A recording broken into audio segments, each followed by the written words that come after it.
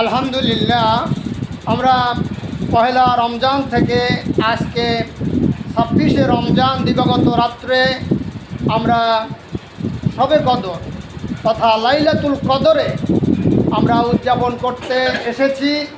আমরা যে এই দীর্ঘ 26 দিন পর্যন্ত রোজা রাখতে পারছি, এজন্য আল্লাহ তাআলার দরবারে আমরা শুকর আদায় করি আলহামদুলিল্লাহ। এবং 20 রাকাত তারাবির নামাজ পড়তে পেরেছি, এজন্য আরেকবার বলুন আলহামদুলিল্লাহ। বন্ধুগণ, আজকে এই কদরের রাত্রে আমরা কি কাজগুলো করব এবং এই কাজে কি বরকত দেবে, কি ফজিলত আছে, তার একটা টাচ দেব মাত্র। ভাইরা আমার, রমজান সম্পর্কে হাদিসে আসছেন, একটা রোজা যদি কেহ রাখেন, একটা কাজ হাদিসে আসছে সব চাইতে বেশি বাঁচে হইল কাক। 1200 বছর থেকে 1500 বছর পর্যন্ত বাঁচে একটা কাক। জানিয়ে রাখেন, কেতাবে আসছে এই কাক বাসার থেকে উড়াল দেওয়া থেকে শুরু করে মৃত্যু পর্যন্ত যত দূর পাখা মেলে মেলে কি করবে, উড়ে বেড়াবে, তত দূর পর্যন্ত একটা রোজা, একজন রোজা ব্যক্তির জাহান্নাম তার থেকে দূরে যাবে। বুঝাইতে পারছি ভাইজান? সবাই বলছেন, একটা কাক তার বাসার থেকে উড়াল দেওয়ার থেকে শুরু করে 15 বছর পর্যন্ত যত দূর পাখা মেলে মেলে আগাবে, উড়াল মারবে, যত দূর যাবে, একজন একটা রোজা রাখা ব্যক্তির থেকে জাহান্নাম তার থেকে অনেক দূরে চলে যাবে। এগুলো রোজা। আজকের দিনে আমরা নামাজ পড়ব, যত নামাজ আছে হুজুরের টাচ দিয়েছেন, সালাতুল হাজত নামাজ পড়ব, অর্থাৎ আপনার মনের আবেগ আল্লাহর দরবারে পেশ করবেন। সালাতুল তসবিহ নামাজ পড়বেন, সালাতুল খৌফ নামাজ পড়বেন, সালাতুল আপনার তওবা নামাজ পড়বেন। জীবনে তো পড়েন, অনেকে পড়েন নাই। সালাতুল তওবা, এটা যদি আজকে পড়েন এর ফজিলত অনেক আছেন। সালাতুল তওবা, এরপরে নফল যত পারেন, আর 12টা রাত্র 12টার পরে আপনি তাহাজ্জুদের নামাজ পড়বেন 8 রাকাত। এরপরে আজকে রাত্রিতে যেহেতু কোরআন নাজিল হয়েছেন, এজন্য নামাজ পড়তে পড়তে যখন আপনি ঘর্মাক্ত হয়ে যাবেন, আপনি নামাজ পড়তে পড়তে যখন আপনি একটু প্রেশান হয়ে যাবেন, তখন আপনি বসে বসে দরুদ শরীফ পড়বেন, বসে বসে কোরআন তেলাওয়াত করবেন। যেহেতু আজকে রাত্রিতে কোরআন নাজিল হয়েছেন, যেই ব্যক্তি 3 বার সূরা ইখলাস পাঠ করবে, তার আমলনামায় 1 খতম কোরআন শরীফের সওয়াব দেওয়া হবে। আর আমার কোরআন শরীফ পড়বেন, এরপরে আপনি আপনার নামাজ পড়বেন, কোরআন তেলাওয়াত করবেন, দরুদ শরীফ পড়বেন। দরুদ শরীফ পড়লে কি হবে? মসনবী শরীফে মাওলানা রুমি বলেন, হারফে বাসাত আমেলে সাল্লু মুদাম আতশে দোজখ সুয়াদ বরওয়াই হারাম।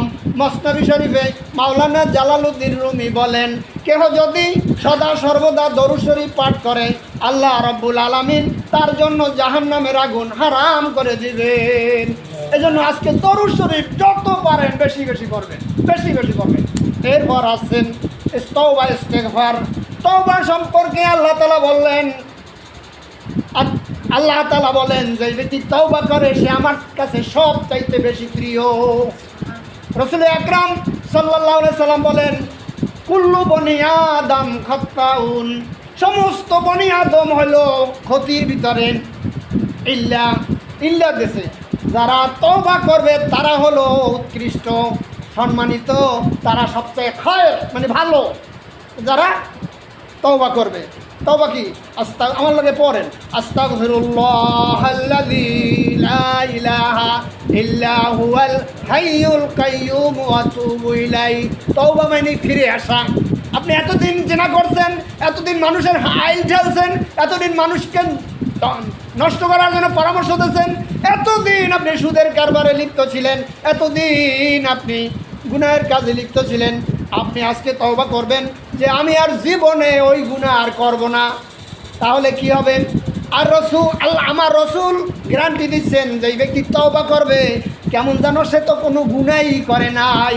আত্তাইবু মিন জামবে কামাল্লা জাম্বালাহু, মুখস্থ করেন। আমি খালি একা আসিলাম কেন, আপনারাও মানুষের কাছে বলবেন আত্তাইবু মিন জামবে কামাল্লা জাম্বালাহু।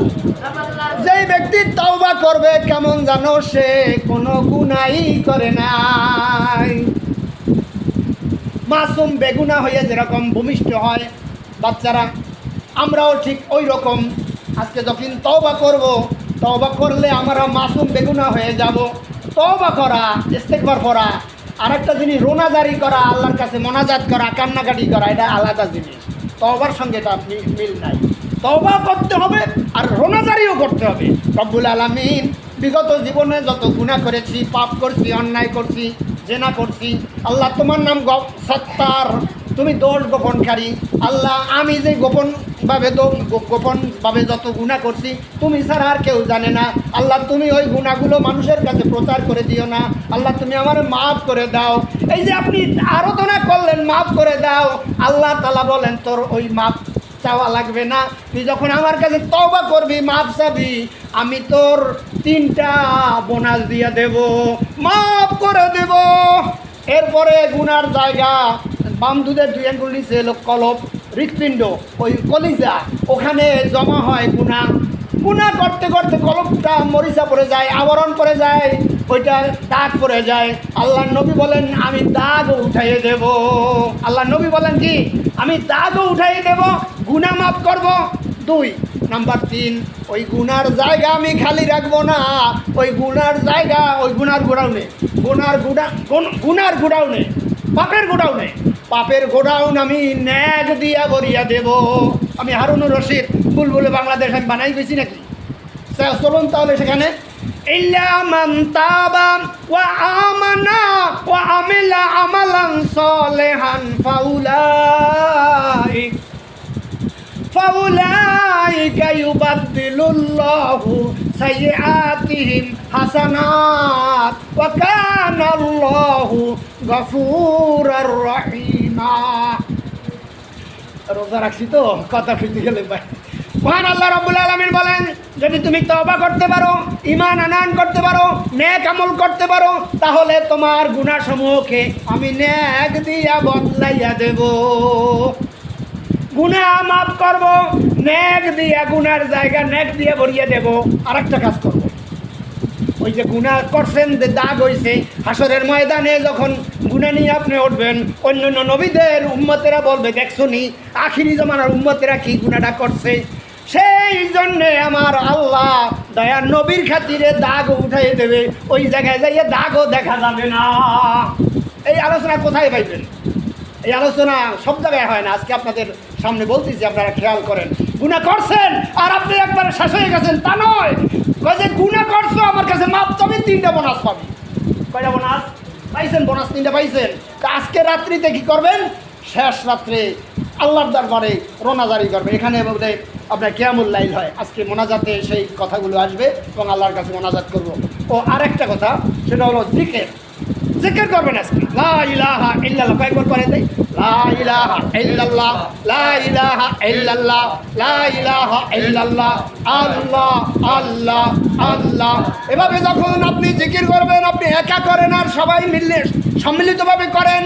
হাদিস শরীফে আসছে কোন ব্যক্তি যদি এইভাবে জিকির করে, লা ইলাহা ইল্লাল্লাহ কলেমা, আল্লাহ কলেমা জিকির করে, এই জিকির যেই ব্যক্তি করবে, আসমানে আল্লাহর আরশে আজিমের একটা শকুন আছে, খাম্বা আছে, কুদরতি খাম্বা, মেয়া এই খাজুর গাছের খাম্বা না, কুদরতি খাম্বা নরমার করে, নড়াচড়া করে, কম্পন সৃষ্টি হয়। ফেরেশতাদেরকে আল্লাহ জিজ্ঞাসা করেন, ও ফেরেশতারা এই খুঁটি কাঁপে কেন? ফেরেশতারা কয় আল্লাহ আপনি ভালো জানেন, কানা তোমার মুখে শুনতে চাই। তখন ওই ফেরেশতারা বলে আল্লাহ গো তোমার আমুক বান্দা নেসারাবাদে মসজিদে